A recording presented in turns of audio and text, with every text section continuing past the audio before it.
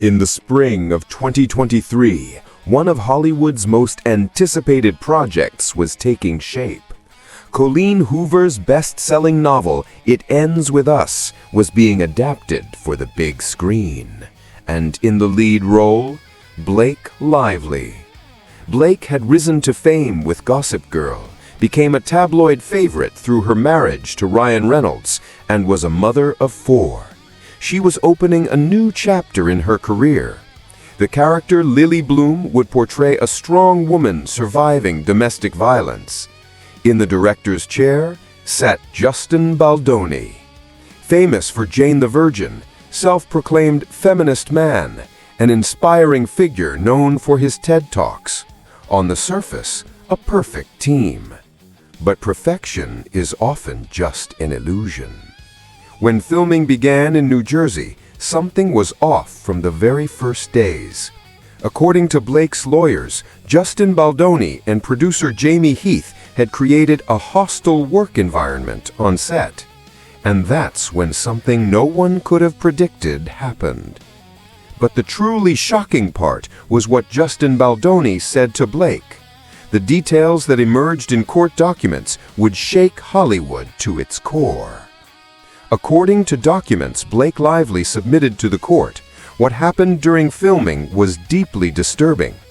The allegations claim Justin Baldoni and Jamie Heath made inappropriate comments about women's bodies on set. They shared details about their personal private lives, and they allegedly tried to pressure Blake into sharing similar details about her own.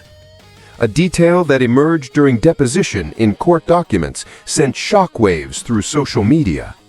Blake's lawyer asked Baldoni about various inappropriate conversations.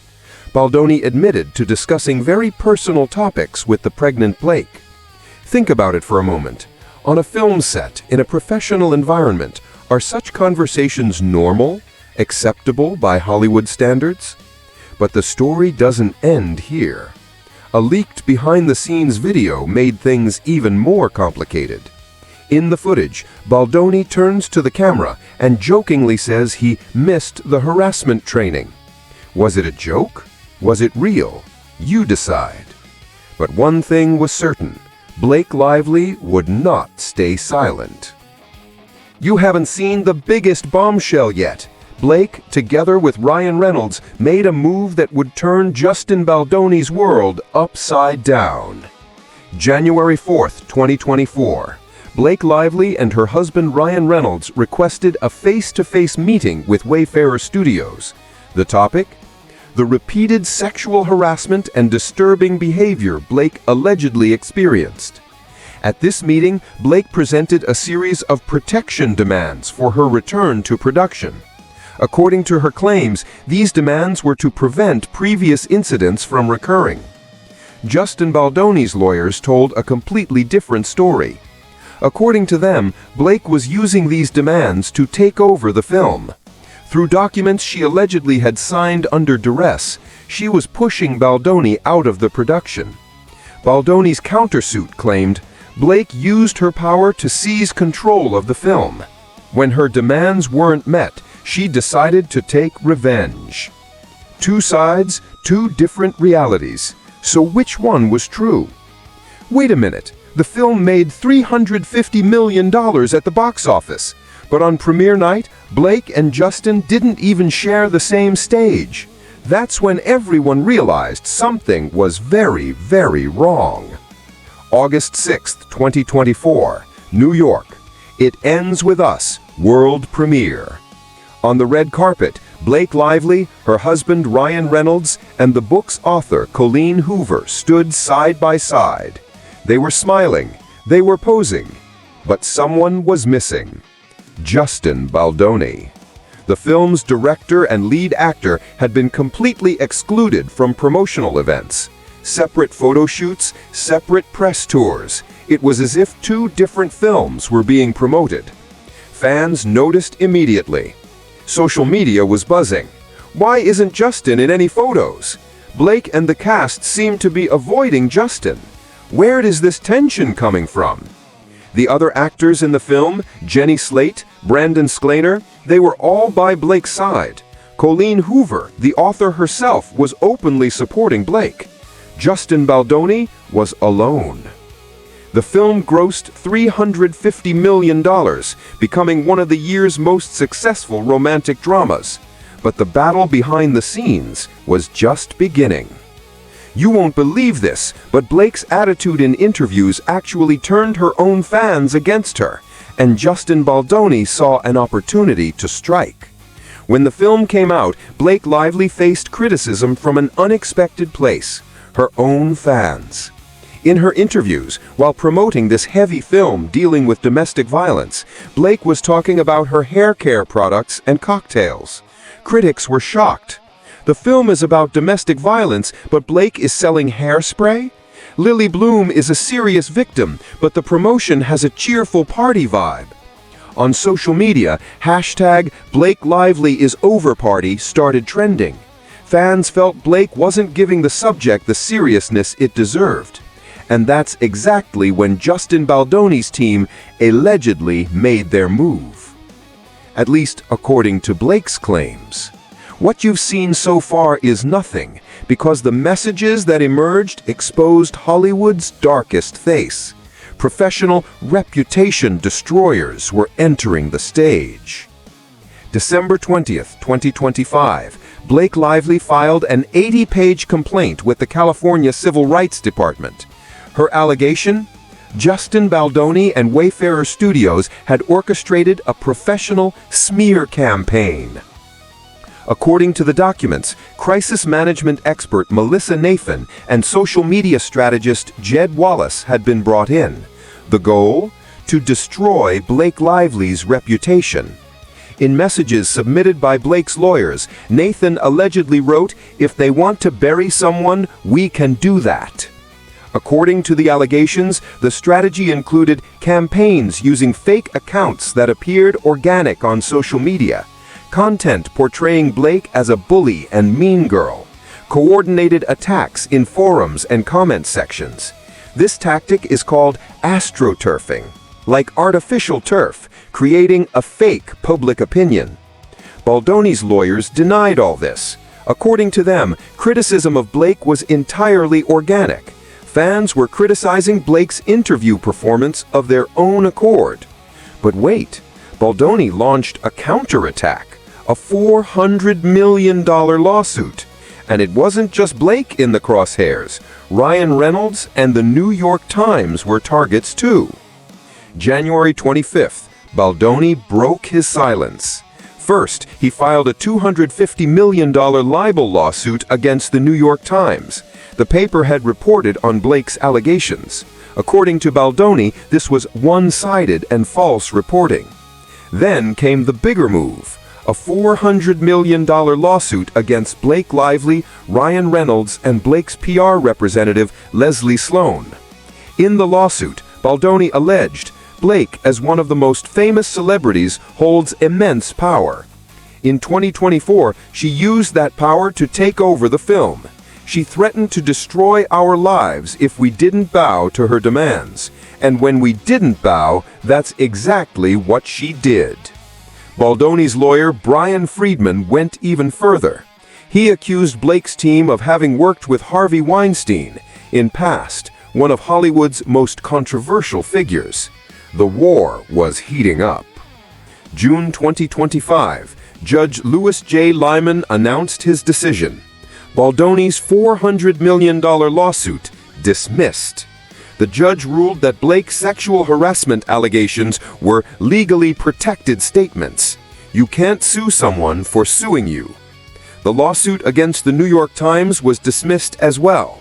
The judge noted that the newspaper reviewed the available evidence and reported, perhaps in a dramatized manner, what it believed had happened. Blake's lawyers declared victory. This $400 million lawsuit was a sham, and the court saw right through it. Baldoni's lawyer refused to give up. This is just a procedural ruling. The facts are still on our side. The lawsuit that got dismissed was Justin's, not Blake's. Her main case is still ongoing, and the amount she's demanding? Over $500 million. Over $500 million. It's on track to become one of Hollywood's biggest harassment lawsuits ever. Blake Lively's federal court case contains 10 different claims: sexual harassment, creating a hostile work environment, retaliation, defamation, smear campaign, emotional distress, and more. Blake's lawyers calculated their client's losses as follows: past wage loss, $18.3 million. Future wage loss, $37.9 million. Blake Brown Beauty Company loss, $49 million. Betty Boo's company loss, $22 million. Total claim, over $500 million. Baldoni's lawyers characterize these as a litany of minor grievances. According to them, Blake's allegations did not constitute a severe or pervasive hostile work environment. Blake was not alone. The book's author, Colleen Hoover, immediately announced her support. Blake has been nothing but honest, kind, supportive, and patient since the day we met. Never change. Jenny Slate from the film also stood by Blake. Blake is a leader, loyal friend, and a trusted source of emotional support. But the most notable name had yet to enter the stage: Taylor Swift. One of Blake's closest friends, Swift was named in the court documents. Baldoni's lawyers wanted to call Swift to testify. Was the queen of pop music power about to become involved in Hollywood's biggest legal battle? And now, the latest development. The trial has been postponed. But is this a victory for Blake or just buying time for Baldoni? In May 2026, everything will become clear. December 2025, an unexpected development. Judge Louis J. Lineman postponed the trial. The original date was March 2026. Now, May 2026. The reason? Criminal trials on the judge's calendar. As important as this case is, criminal trials take precedence. Blake's lawyers hid their disappointment. Our client wants her day in court. Baldoni's team filed a motion for summary judgment, asking for the case to be dismissed entirely. Their claim? Blake's complaints are nothing but a list of minor annoyances. On January 22, 2026, oral arguments will be heard. The judge will decide whether the case goes to a jury. At this point, there are two very different narratives.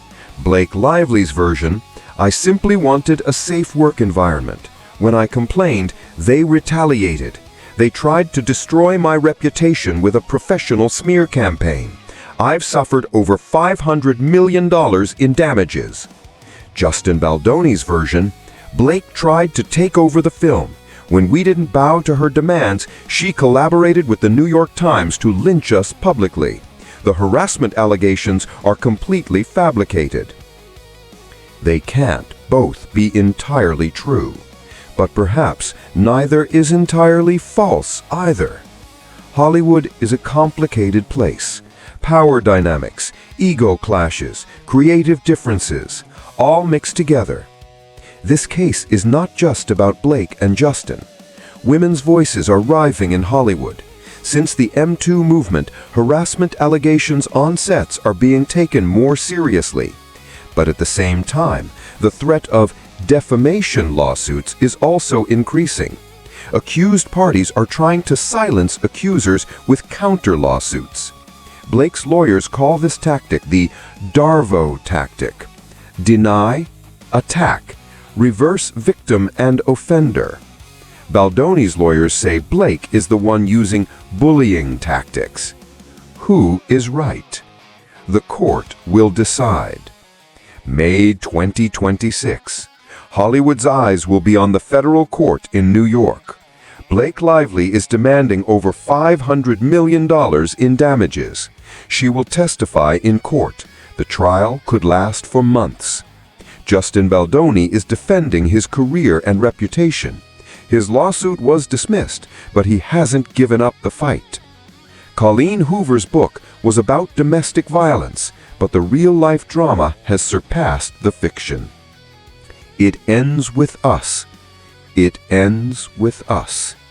But this story, it's not over yet.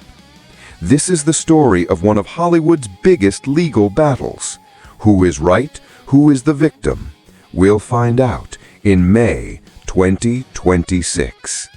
But what do you think? Is Blake right or Justin? Share your thoughts in the comments. And don't forget to subscribe for more Hollywood drama on this channel, because this story is just the beginning.